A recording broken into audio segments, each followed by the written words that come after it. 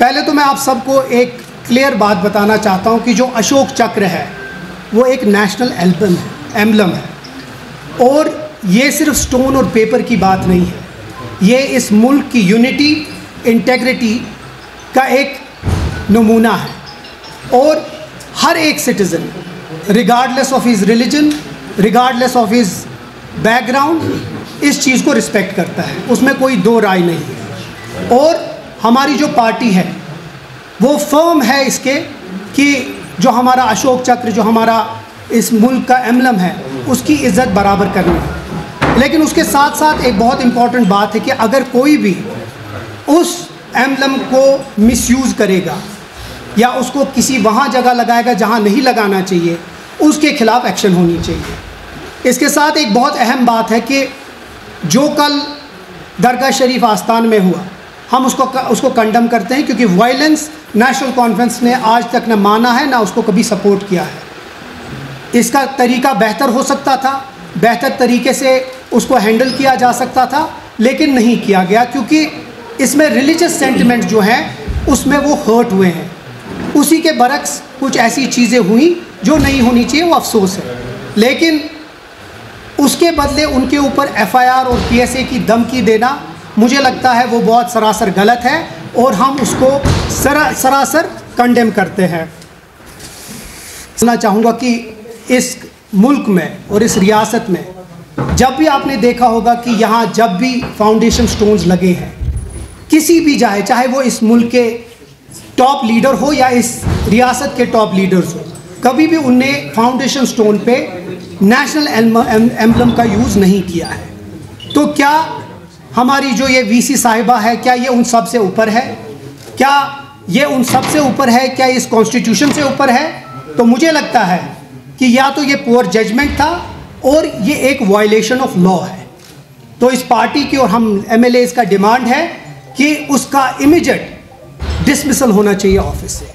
We demand immediate dismissal of the vice chairman of Waqf board. उसके साथ जो भी, क्योंकि एक वायलेशन ऑफ लॉ है, जो भी एक्शन हो अंडर लॉ उसके खिलाफ एक्शन लिया जाना चाहिए। अब जहाँ तक इसकी बात करें, मैं आपको थोड़ा सा इसके ऊपर बात बताऊंगा कि जो स्टेट एम्बलम का लॉ है, जो एक्ट है 2005 का, वो एम्बिगुअस है और उसमें क्लियरली मेंशन्ड है the emblem can not be used for religious purposes without explicit government permission. तो using it on a foundation in a religious place amounts to improper use under section 3 of the act. अब इसके खिलाफ law भी खिलाफ है इसके, और जो वो यूज़ है वो भी खिलाफ है, क्योंकि किसी भी जगह, किसी भी रिलीजियस जगहों पे ये यूज़ नहीं। हम बार बार वही बात कर रहे हैं कि जो VC साहिबा है उसके खिलाफ इमीडिएट एक्शन होनी चाहिए और उसको उसके ऑफिस से डिसमिस करना चाहिए। दूसरी चीज़ जो बहुत अहम है, नेशनल कॉन्फ्रेंस के जो ऑनरेबल मेंबर लेजिस्लेटिव असेंबली है, हम सब लोगों ने आपस में मीटिंग करके एक फ़ैसला किया है कि हम ऑनरेबल स्पीकर साहब को एक चिट्ठी भेजेंगे और वो चिट्ठी हर किसी की तरफ से साइंड होगी और हम उसमें एक हाउस कमेटी का मांग करेंगे, एक्सप्लोर करेंगे कि कोई पॉसिबिलिटी है जिसमें हम हाउस कमेटी फॉर्म कर सके।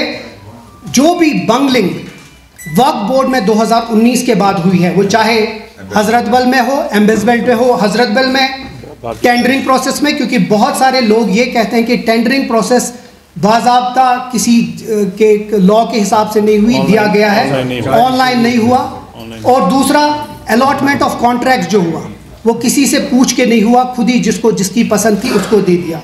हम चाहते हैं कि इसमें ट्रांसपेरेंसी हो और इसमें क्लियर हो। इसी के लिए हम डिमांड करेंगे और एक्सप्लोर करेंगे पॉसिबिलिटी कि एक हाउस कमेटी बने जिससे हम, चाहे वो साउथ हो, चाहे वो सेंट्रल कश्मीर हो, चाहे वो नॉर्थ कश्मीर में जितनी भी वक्फ प्रॉपर्टीज़ हैं, चाहे वो जम्मू की भी हो, जिधर जिधर ज़ियारतों पे टेंडरिंग प्रोसेस नहीं हुई है और बंगलिंग हुई है और अपने लोगों को कॉन्ट्रैक्ट दिया गया है, हम चाहते हैं कि उसके ऊपर एक कमेटी बने जो इसको इन्वेस्टिगेट करे और उसके बाद जितनी भी धांधलियाँ हुई हैं उसको बाहर आए। क्योंकि इसके साथ मैं एक बहुत अहम बात करना चाहूँगा कि ओडिशा हाई कोर्ट में दिसंबर 7, 2024 में भी एक PIL दर्ज हुई थी बाय गजम based NGO highlighting repeated violation of the act, और उसमें भी हाई कोर्ट ने बड़ा क्लियरली मेंशन किया था कि जो एम्बलम है उसको मिसयूज़ होने पे वो एक्ट करता है वायलेट, और उसके ऊपर सज़ा होनी चाहिए। तो ये एक अहम चीज़ है जिस पे मैं आप सबको बुलाया गया था।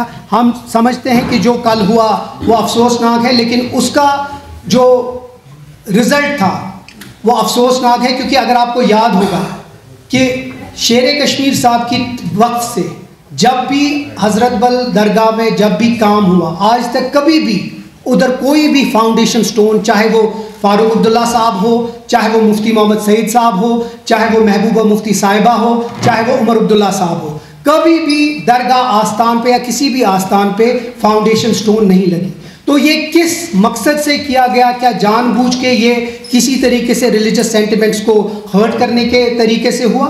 उस चीज़ पे भी हमें गौर व फिक्र करनी है, और हमारी डिमांड होगी कि पुलिस इस पे एक्शन ले, मिसयूज़ और जो वायलेशन हुआ उस पर एक्शन ले, और जो कल वहाँ एक इंसिडेंट हुआ उस पर PSA की जो धमकी दी गई उससे पता चलता है कि ये लोग सिर्फ इंटिमिडेट करना चाहते हैं और किसी तरीके से कश्मीर के लोगों को ये किसी तरीके से इंटिमिडेट करना चाहते हैं और गुंडागर्दी करना चाहते हैं, जो और सबसे बड़ी अफसोसनाक है, रिलीजियस सेंटिमेंट हर्ट हुए हैं। मैं फिर से वो बात को रिपीट करूंगा कि जो वायलेंस हुआ, जो वहाँ हुआ, वो होना नहीं चाहिए, लेकिन उसको सबको, पूरे कश्मीर को दहशतगर्द बनाना और उनको कहना कि ये दहशतगर्द और टेररिस्ट है क्योंकि ये रिलीजियस सेंटिमेंट हर्ट हुआ है। इसके बरक्स के VC साहिबा माफ़ी मांगती कश्मीर के लोगों से कि एक रिलीजियस प्लेस पे उनकी सैंटिटी को ब्रेक किया, वो उनको दहशतगर्द करके उनके ऊपर PSA लगाने की धमकी देती है। हम उसका पुरजोर तरीके से मजम्मत करना चाहते हैं और यही चीज़ ओपनिंग है। अगर किसी को कोई सवाल होगा से ही बहुत तफसील से, और उसके बाद ऑनरेबल चीफ मिनिस्टर ने और ज़ाती तौर हमने अलग अलग मौक़ों पे ये कल से बात की है, मगर बेहतरीन तरीके से चीफ मिनिस्टर उमर साहब ने बिलखुसूस क्लियरिटी से बोला है। मेरा इसमें यह है कि इस चीफ ने जो करे हंगामा राय हुई है, इससे पूरे जम्मू कश्मीर के लोगों के बिलखुसूस मुसलमान जो लोग हैं उनके जज्बात जो है मजरूह हुए हैं, उनके दिल को ठेस पहुंची, और एक ही रिस्पॉन्सिबल इसके लिए है, वो चेयरपर्सन साहिबा है। एज अ वुमेन हम उसकी रेस्पेक्ट करते हैं, हम सभी, हमारे घर में भी हमारे कलीग्स भी, हम अपनी जो बहनों की माओं की रेस्पेक्ट करते हैं, हम उस हिसाब से रेस्पेक्ट करते हैं, बट ये बात हमारे दीन की है, मजहब की है, हमें इंश्योर करना चाहिए कि रिलीजियस सेंटिमेंट हर्ट ना हो, पहली बात। दूसरी बात, कहीं ना कहीं हमें ये लग रहा है कि ये शायद प्री प्लान्ड है। आज का जो माहौल है, मुझे लगता है, मेरी राय है कि इलेक्शन का माहौल है मुल्क में, किसी किसी जगह पे बिहार के इलेक्शंस को दिमाग में रखा जा रहा है, एक फ्लेयर अप किया जा रहा है, और कहीं ना कहीं इसको बिहार इलेक्शंस के लिए एक्सप्लॉयटेशन का एक समा बनाया जा रहा है, तो इसका फायदा किसी और को हो जाए, लेकिन यहाँ के लोगों को दोस्त दबाव से FIRs के नाम पे, PSAs के नाम पे दबाया जाए, नेशनल चैनल पे डिबेट बन जाए, आनंद रघुनाथन जैसे और बाकी जो इनके वहाँ ये जो जो राइट विंग एक्टिविस्ट होते हैं उनके लिए फॉर्डर बने ये। और औकाफ का जो पहले दिन से रहा है, जो तनवीर साहब ने बड़ी बेहतरीन तरीके से कहा, और मैंने भी कल बहुत प्रेस में कहा है, शेर कश्मीर ने खुद को वहाँ एक उस दरबार की खाक समझ के काम किया और खादिम समझ के काम किया है, आशिक रसूल सल्लल्लाहु अलैहि वसल्लम समझ के काम किया, और वही हर एक कश्मीरी करता है, इरेस्पेक्टिव वो किस पॉलिटिकल आइडियोलॉजी से है, इरेस्पेक्टिव किस पॉलिटिकल पार्टी से है, चाहे वो किसी भी अदर देन BJP किसी भी पार्टी से हो, चाहे वो गुलाम नबी आज़ाद साहब भी क्यों न थे, जिनका हमने मेंशन शायद यहाँ भूल गए भी करना, वो उमर साहब का खास तौर पे, क्या महबा जी भी थी, शेर कश्मीर का जो प्रेसिडेंस था, जो शेर कश्मीर ने ट्रेडिशन स्टार्ट किया हुआ था, वहाँ नेम प्लेट नहीं लगना चाहिए। अगर वहाँ कोई आवाज़ है, अगर वहाँ कोई नाम है, अगर वहाँ कोई जहनियत है, तो सिर्फ रसूल पाक सल्लल्लाहु अलैहि वसल्लम का नाम गूंजेगा उस दरबार में, और किसी का नहीं, और किसी का नाम वहाँ नहीं होना चाहिए। हमारा कंसर्न यही है। मैं यही कहूँगा कि जो इसको पोलिटिसाइज कहते हैं, पोलिटिसाइज नहीं करना है। पोलिटिसाइज इन्होंने किया, इन्होंने दस्तारबंदी बंद की, जो हमारा ट्रेडिशन 100 सालों से है, आसाम में दस्तारबंदी करना। इन्होंने ये समझा कि यहाँ नेशनल काउंसिल के लोग जाएंगे, यहाँ बाकी सियासी पार्टियों के लोग जाएंगे, इन्होंने कंट्रोल किया।